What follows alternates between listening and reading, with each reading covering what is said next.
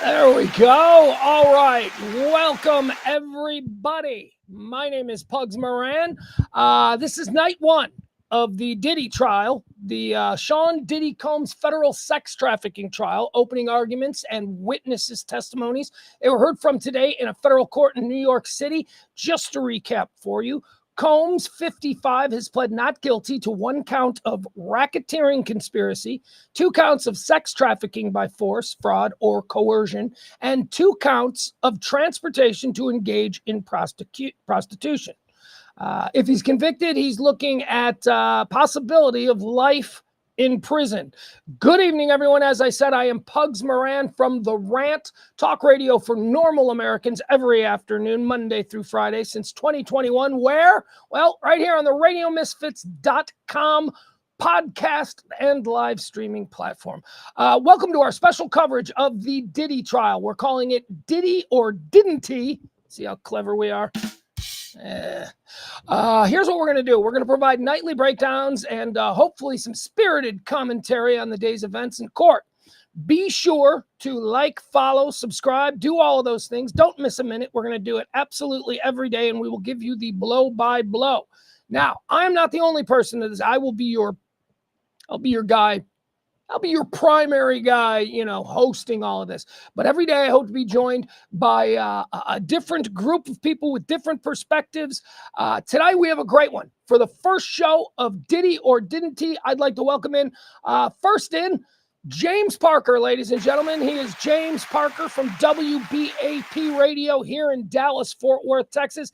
Afternoons, 2 to 5. Hi, James. Thank you so much for doing us. Thank you very much for having me, sir. I just said thank you so much for doing us. Yeah, same thing. Did you hear that? Well, I've been reading so much Diddy stuff. It kind of leaches out after a while. All right, you're not alone. James is not the only one that's going to be breaking this down with me today, because we have a guy who I don't do enough stuff with. Somebody who I've always enjoyed hanging out with. About 25 years ago, I think maybe is around the time when we first met. He has gone on to do just incredible things. You can see him absolutely every night. I don't know. I should know. I should be better at this. Anyway, it's HeadKrack from Dish Nation, Side Dish, 25 words or less, Pictionary. My God, do I need to go through your entire resume? Crack, welcome in. You don't got to do all that. What up, fam? Good to see y'all. This is terrific. So I've got 2 professionals with me, 2 people who I hold in the highest regard as not only just good hangs, but people with decent heads on their shoulders. So this is some serious stuff that we're going to be talking about here. This is, this is an ugly situation, and we're Americans, so somehow we're going to turn it into entertainment. And I'm going to sit here and we're going to try and be as appropriate as possible. But celebrity, the downfall of celebrity in this country, it is just something that we love, right? I mean, I don't know. How do you explain, Crack, our fixation? And it's not just in times like this. It's every day. It's minute by minute.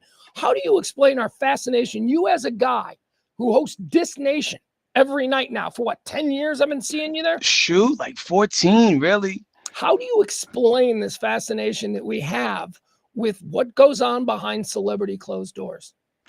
I think we all want to be the fly on the wall in those events that we don't have access to. You know what I mean? The crazy thing is, if you rewind this 3 to 5 years ago, everybody wanted to be at a Diddy party. And now in 2025, no one wants to admit that they went to a Diddy party or they even care.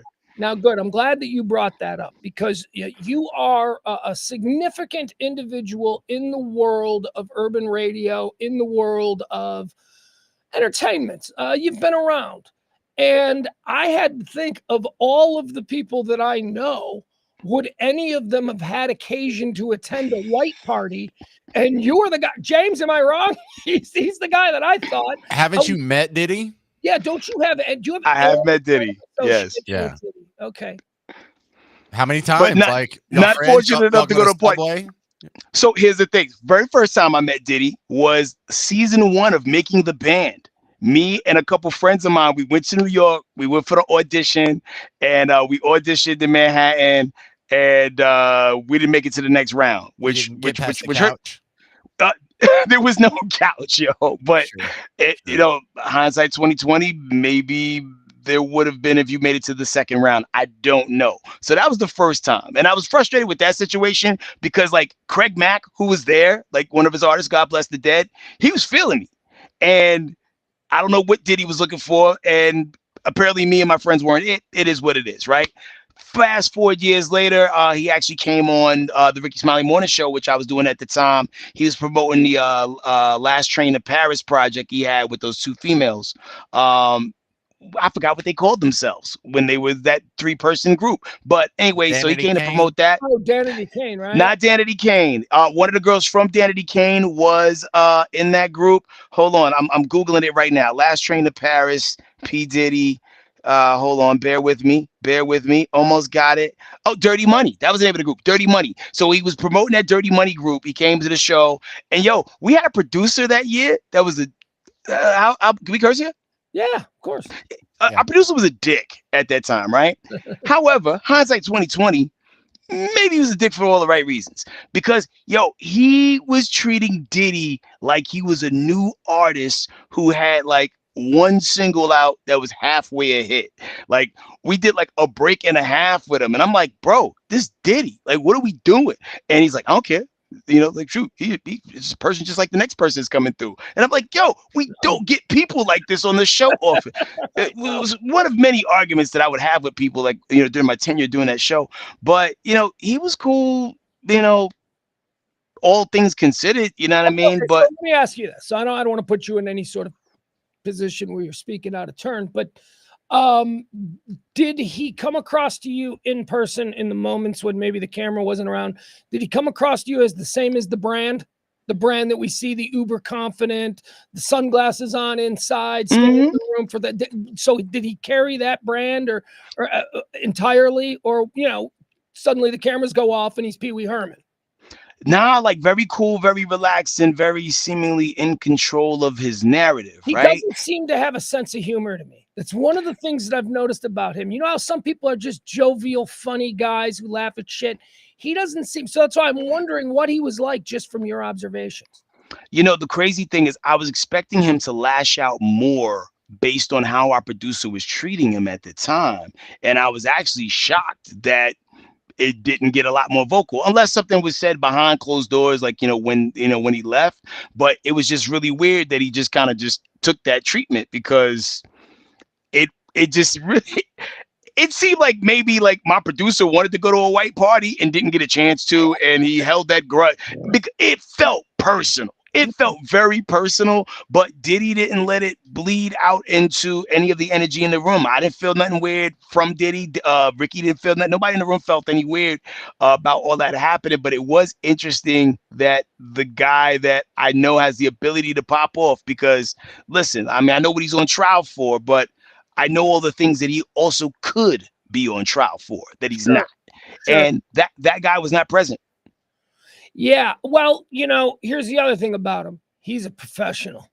He was in a radio studio surrounded by media. I don't think he's going to allow him to lose himself in that moment. However, a valet at some club that maybe doesn't, tosses the keys to, he might pop off with that guy. He's calm, cool, and extremely calculated with everything. And that's why he's such a success. And regardless of all of the creepy stuff that we are going to learn, and we're going to get into it here in a couple of minutes, some of this stuff, regardless of all of that, I mean, he knows how to behave when he needs to. He knows how to sell the brand. James, are you following this very closely? Are you covering it all on your afternoon show there on WBAP here in Dallas? Yeah, we've done a few segments on it. The one thing about this that I think would be remembered that we would talk about in 10 or 20 years is he has a list, a lot like the Epstein list. There's a Diddy list. He wasn't the only person participating in some illegal stuff there. And so who else got roped into this? Cat Williams talked about being invited and turning it down. Yeah. And there's a lot of people who didn't turn it down, apparently. And who are these people? We've heard some very intriguing celebrity names mentioned. So then, and then knowing this, like, Diddy kind of seems like one of the people that would end up on Epstein's island. Is he on that list too? Is there like a Venn diagram where these two lists overlap of just some like pedophilic, rapey hell? I'm sure there is. Yeah, so there's a Diddy list and there's an Epstein list. And I think we may be hurt by the Diddy list more. The Epstein list is probably more important because it's like dignitaries and men of state and tycoons and billionaires and whatever. Boring. Yeah, but we know the people on the Diddy list. No, man, I want to know what Mike Myers was getting into. Why was Mike Myers mentioned? Yeah. Whoa. Yeah, don't break my heart. And it's gonna, but it needs to get out, and our hearts need to be broken, and time will heal all. But would it change your opinion if Mike Myers went to the island but in character? Why? I don't know, like Austin Power character. Which one? No, I thought it was Love Guru.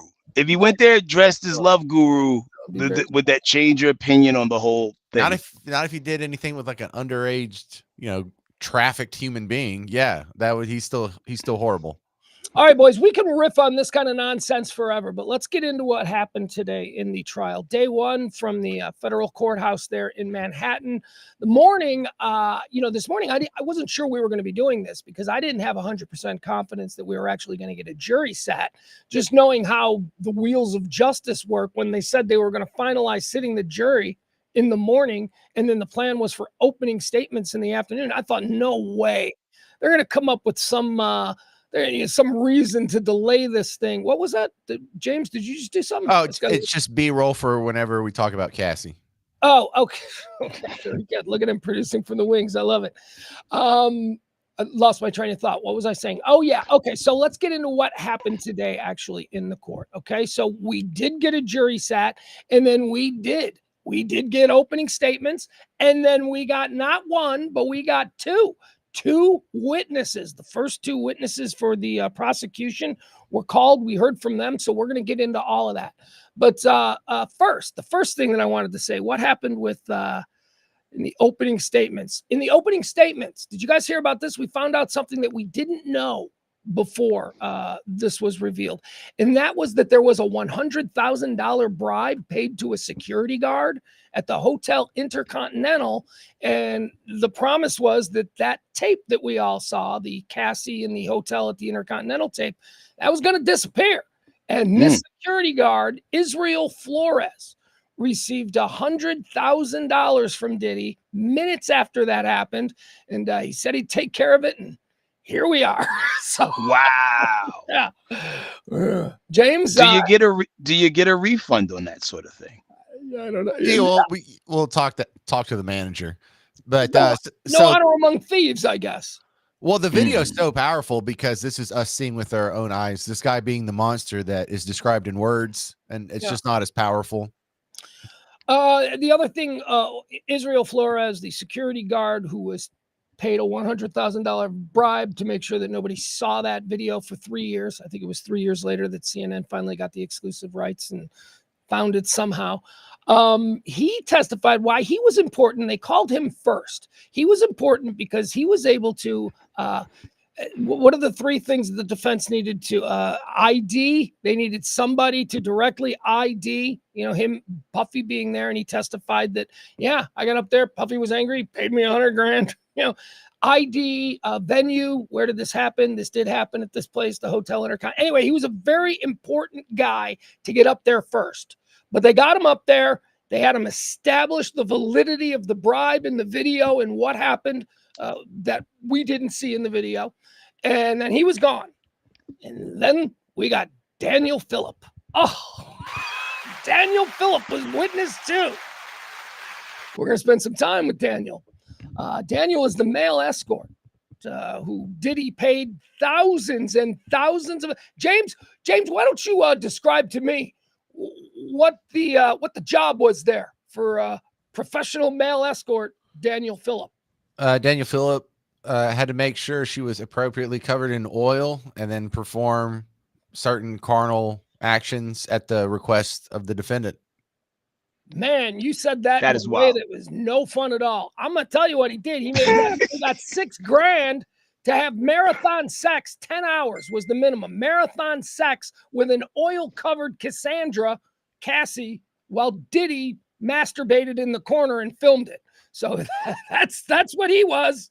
That's right out of the box. It's a weird move. It is a really weird move. It also an interesting way to make a living, but weird nonetheless.